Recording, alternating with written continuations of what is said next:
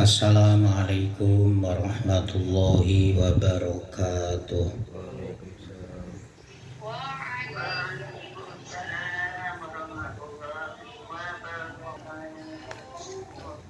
Ila mu'allif al-fatihah. A'udzu billahi minasyaitonir rajim. Bismillahirrahmanirrahim.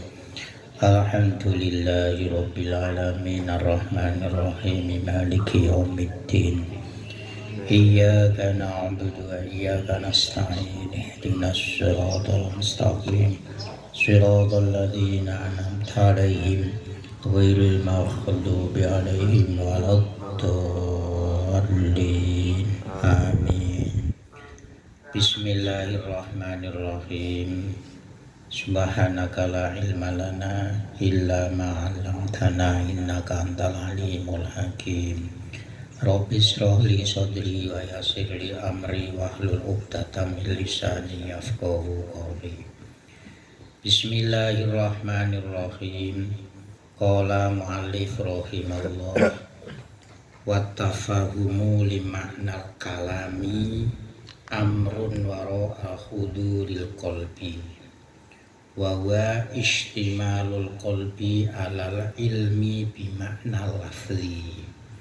Kemarin sudah kita terangkan bahwasanya sholat itu ada hayatnya, ada ruhnya. Bisa kita rasakan hikmah daripada sholat, atau sholat itu hadir dalam hati kita. Kita menikmati sholat kita.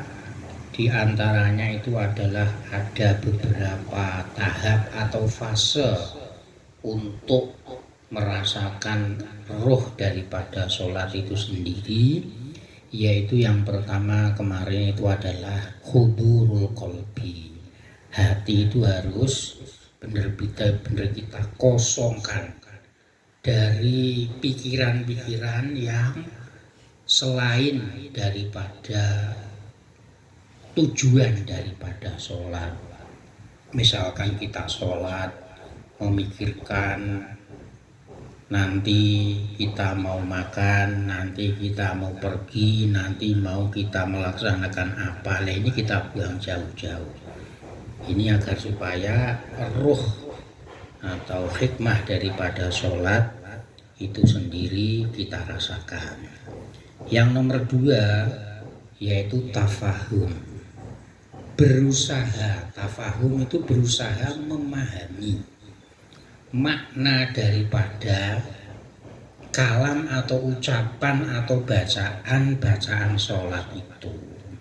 Ini nanti bahasanya kalau kita misalkan membaca Bismillahirrahmanirrahim, atau ketika mulai dari takbiratul ihram Allahu Akbar, kita paham makna daripada Allahu Akbar, artinya Allah Maha Besar.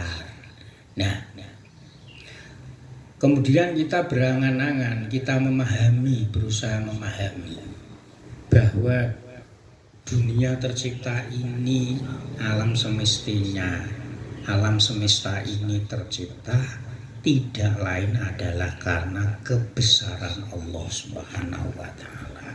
Jadi kita ketika mengucapkan Allahu Akbar, paling tidak kita mengerti maknanya, artinya Allah Maha Besar.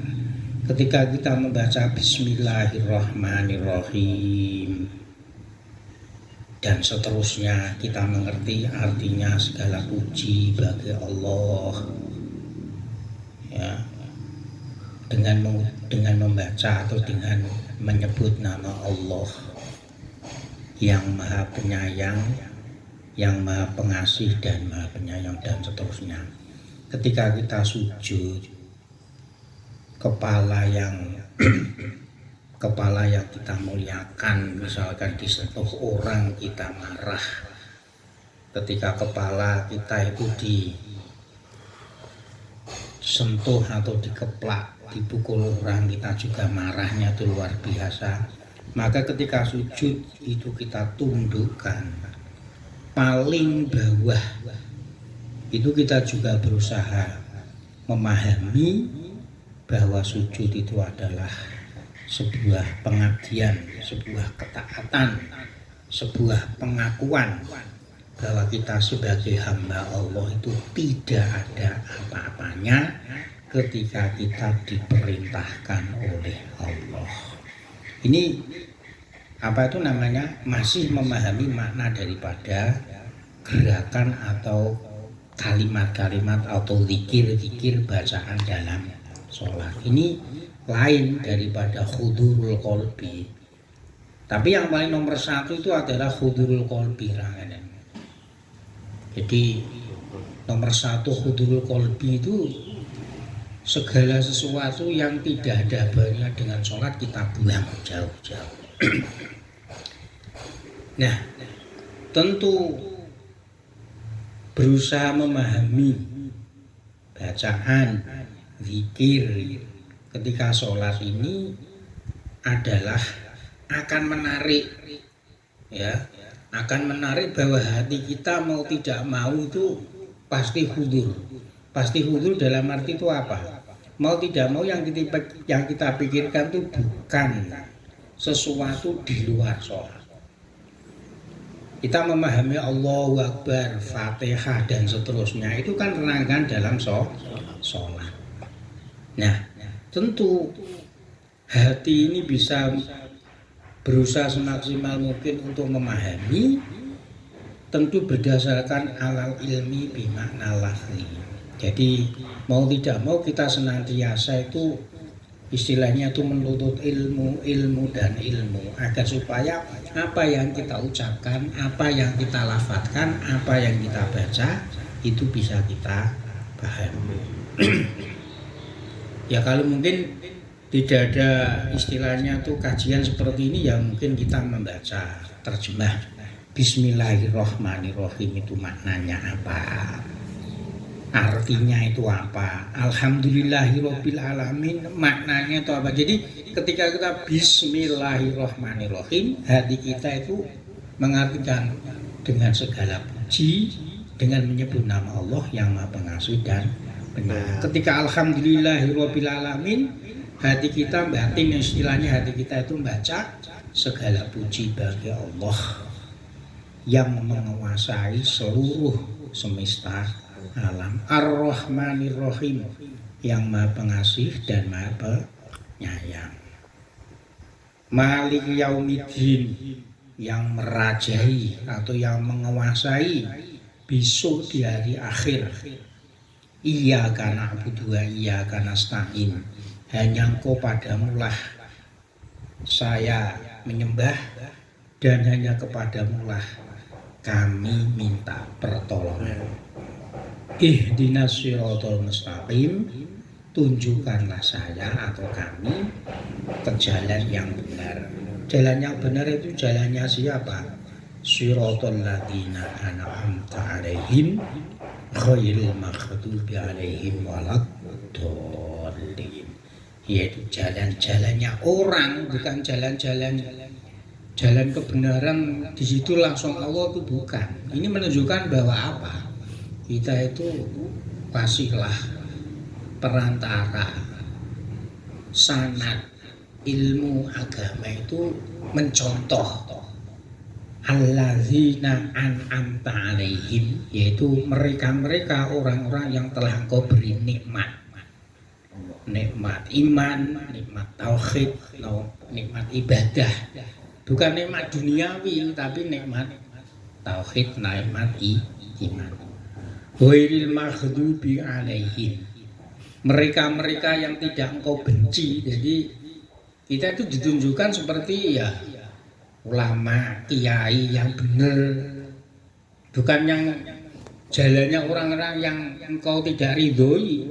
Ya tentu jalannya orang yang tidak ridhoi ya orang-orang yang senangnya itu mencuri, mabuk, berjudi, berzina dan lain sebagainya. Itu tidak seperti itu. Yang kita minta adalah siratal ladzina an'amta 'alaihim waladhdallin, dan bukan mereka-mereka yang kita ikuti itu bukan jalan orang-orang yang sesat. Nah ini ketika kita mengerti makna daripada kalimat-kalimat Fatihah dan seterusnya, maka mau tidak mau hati kita itu akan hadir dalam arti hikmah roh daripada sholat itu ada. Karena apa? Wa kam min ma'anin latifatin yafhamuha al-musolli fi asna'is sholati tamna'u anil fahsya'i wal munkar.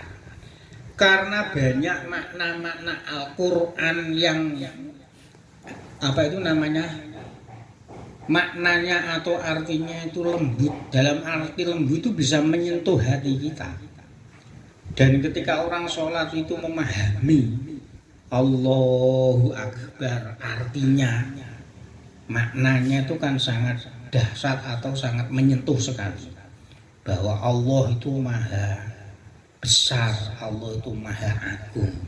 Dan ketika orang yang sholat itu mengerti makna daripada kalimat Allahu Akbar di tengah-tengah sholat itu, maka ketika kita di luar sholat, tamna'u anil fahsya'i wal munkar, maka sholat itu akan membawa dampak kita itu menjauhi dari perbuatan-perbuatan yang kotor, perbuatan-perbuatan yang tidak baik, dan perbuatan-perbuatan mungkar. Karena kita memahami, kita mengerti makna daripada kalimat Allahu Akbar misalkan.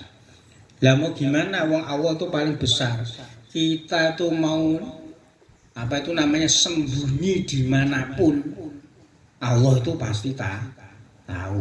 Maka sehingga ketika kita mengerti bahwa Allah itu segala-galanya, Allah mengerti dimanapun kita berada, maka seakan-akan perilaku kita itu istilahnya tuh mau nyeleweng, mau selingkuh, mau bermaksiat, maka seakan-akan kita itu diawasi terus oleh Allah Subhanahu wa Ta'ala. Jadi sehingga kalimat-kalimat dalam sholat atau bacaan-bacaan dalam sholat itu dampaknya adalah kita itu jauh dari perbuatan mungkar, jauh dari perbuatan kotor. Itu yang nomor 2. Jadi tafahum, berusaha semaksimal mungkin kalimat bacaan-bacaan itu kita pahami artinya. Juga roh daripada sholat itu sendiri itu ada dampak positifnya. Kemudian yang nomor 3, agar roh hayatus sholat ini bisa menjadi pembeda. Maksudnya itu pembeda, sholat hanya rutinitas dan sholat itu membawa dampak yang positif, yaitu wat ta'zimu wara'al huduri wal fahmi zaidun alaihimah. Bahwasanya dorongan kita sholat tidak lain, yang nomor 3 itu adalah kita tuh takzim, mengagungkan, tunduk kepada Allah Subhanahu wa Ta'ala. Makanya sholat itu permulaannya itu adalah Allahu Akbar, Allah Maha Besar. Itu menunjukkan bahwa kita mengakui bahwa kita itu takzim, kita mengagungkan Allah Subhanahu wa Ta'ala. Ketika pertama kali Allahu Akbar kita itu konsentrasi, maka yang lainnya itu insya Allah akan menjadi konsentrasi. Karena niat sendiri sholat itu ya berada dalam takbiratul ihram. Maka ketika orang mengucapkan usolli itu di luar, sebenarnya itu di luar sholat, itu bukan bagian daripada sholat. Ya ketika orang sholat mengucapkan usolli itu bid'ah, itu bukan rangkaian daripada sholat. Jadi kita mengatakan usolli fardhul maghribi, misalnya kata-kata usolli dan seterusnya itu bukan bagian daripada sholat. Ya ketika niat itu ya ketika Allahu Akbar hati kita itu niat sholat. Sedangkan kita mengucapkan sholli fardhul maghribi, sholli fardhul isya'i dan seterusnya, itu hanya lisan itu sebagai pembantu, pengingat hati bahwa kita itu sedang melakukan sholat.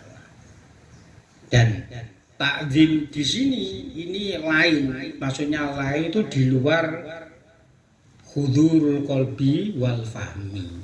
Jadi sekalipun toh kita itu tidak paham maknanya ya Pak Ali, sekalipun toh kita itu hati itu tidak bisa hadir, tapi paling tidak satu, kita sholat itu tujuannya adalah mengagungkan Allah. Bahasanya itu durasinya ora patek kusuk-kusuk lah. Ketika ruku ya maca tasbih pinggisan atau bahkan tidak membaca tasbih. Ketika sujud pun juga demikian, walaupun kita itu tidak membaca tasbih, tapi paling tidak kita itu tumakninah. Dan kita tahu bahwa kita sujud sekalipun itu hanya sebentar, itu kita itu takzim, mengagungkan Allah, maka itu lebih, ya, lebih apa? Lebih bermakna di samping hudul qalbi dan fahmi. Jadi ketika kita tahu, wah, sholat saja dimulai dengan Allahu Akbar, pokoknya niat kita itu takzim kepada Allah, maka ruh atau hayatul sholat itu sendiri itu akan mengena. Terus kemudian yang nomor 4, wal haibatu zaidun ala ta'zimi wa hiya ibaratun an khaufi man sya'u an khaufin man sya'u at-ta'zimu wal ijlal. Nah, kalau hudul kolbi kita itu noto hati itu gak iso lah, angel. Pengen paham artinya juga angel. Kita itu mungkin hanya hafal bacaan itu at-tahiyatul mubarakatuh sholawatut. Pokoknya lafadz itu tapi maknanya tidak tahu. Dan kita itu wa ta'zimu, kita tuh gak ngerti aku yang penting Allahu Akbar. Hati kita itu tidak merasa ta'zim. Tapi paling tidak sholat itu adalah haibah. Haibah itu apa? Kita takut, mempunyai perasaan takut. Minimal lah ini, minimal kita itu takut kepada Allah Subhanahu wa Ta'ala. Nah, apa itu namanya? Takut itu apa itu namanya di atas daripada ta'zim itu sendiri. Dan haibah atau takut ini adalah timbulnya itu, jadi rasa khawatir timbulnya itu adalah karena mengagungkan Allah wal ijlalu dan meninggikan derajatnya Allah. Ini sehingga punya haibah. Jadi misalkan ini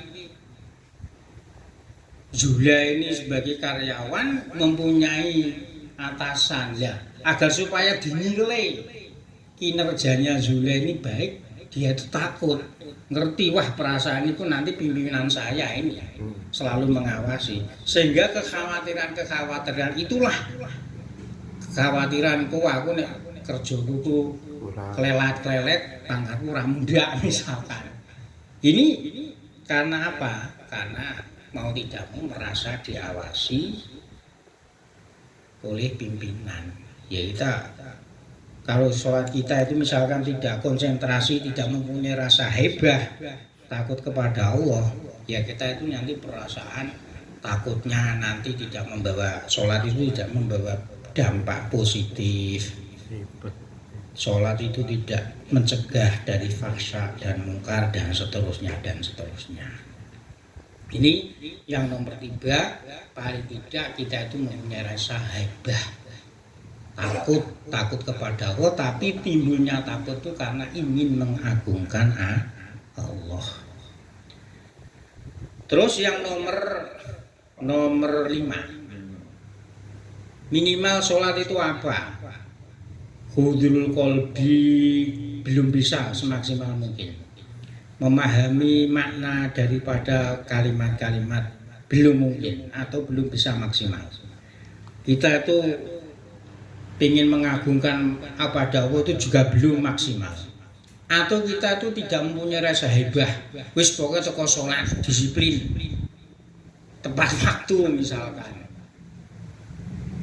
Yang nomor 5, paling tidak itu kita tuh mempunyai sifat roja.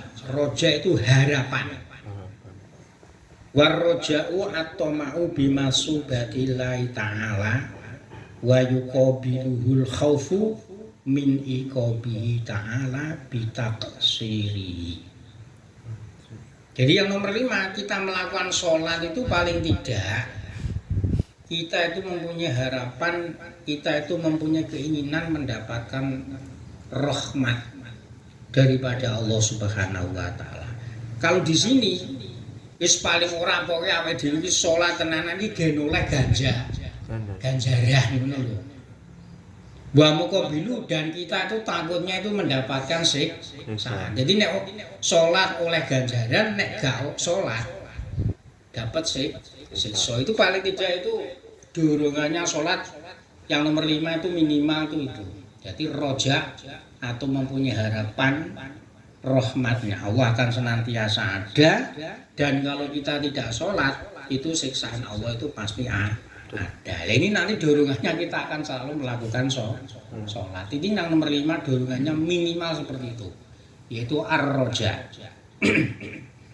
Kemudian yang terakhir yang nomor 5, sholat itu agar supaya punya ruh.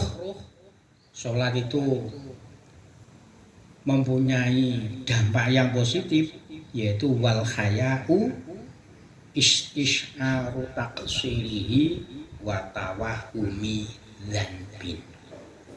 Yaitu kita itu malu, yang nomor 6 yang terakhir itu kita itu malu. Lah malune iki ya ning gone Gusti Allah, ora malu kepada manusia. Jadi kita sholat karena ada besan, kita tuh sholat biasanya ora tau sholat, atau biasanya kalau tidak ada besan sholatnya sak senenge dhewe. Tapi ketika ada besan sholatnya itu malah jadi khusyuk.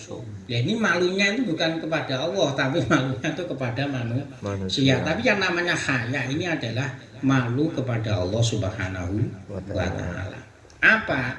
Istisharu taqsihi, merasa bahwa kita itu sembrono kepada hak-hak kita kepada Allah Subhanahu wa taala. Wa tawahumi dzanbin, dan kita itu merasa kalau tidak sholat itu kita itu mempunyai perasaan kita itu dosa. Itu namanya haya isim. Jadi ketika kita sholat yang nomor 6 itu minimal kita itu malu kepada Allah. Nek gak sholat mosok bahasane pimpinan karyawan karo pimpinan wae glaigiran rasa isin umpamane. Atau paling kita itu mempunyai kesalahan dosa. Maka mau tidak mau kinerja kita atau sholat kita itu maksimal mungkin itu menjadi sungguh-sungguh kita laksanakan. Jadi sholat yang terakhir itu karena dorongannya kita itu malu kepada Allah, maka sholat sendiri itu akan mempunyai ruh, akan sholat itu menjadi hidup, dalam arti bisa kita rasakan bahwa kita itu adalah sholat. Jadi bisa kita simpulkan sholat itu bisa kita nikmati.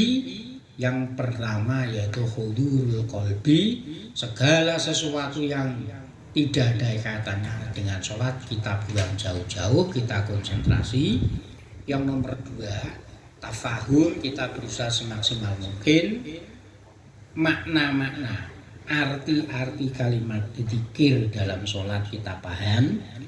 Yang nomor 3, minimal kita itu ta'zim, bahwa kita itu hamba Allah, mengakui bahwa Allah itu maha besar.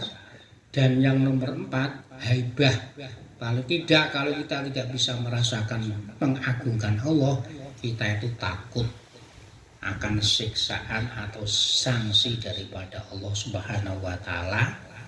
Kalau tidak, yang nomor 5, kita itu roja, punya harapan. Dengan kita sholat, harapan kita, roja kita, segala problem kita itu bisa teratasi lantaran kita itu sholat. Sehingga sholat itu kita semangat. Kemudian yang terakhir yaitu kita itu malu, wis nek gak duwe dorongan apa-apa, kita paling tidak itu malu wong kawulane Gusti Allah ora gelem salat, ora gelem nindakake salat, ora gelem nindakake perintahe Gusti Allah. Ini saya kira keterangan roh daripada sholat bisa kita nikmati. Jadi durasinya agak sebentar karena saya ini juga istilah toto mau pergi sebentar ke Lampung. Oleh karena itu mohon doanya para jamaah semoga selamat lancar sampai tujuan dan kembali ke rumah kita agar supaya besok hari Rabu kita bisa bertemu kembali. Semoga bermanfaat. Al-Fatihah.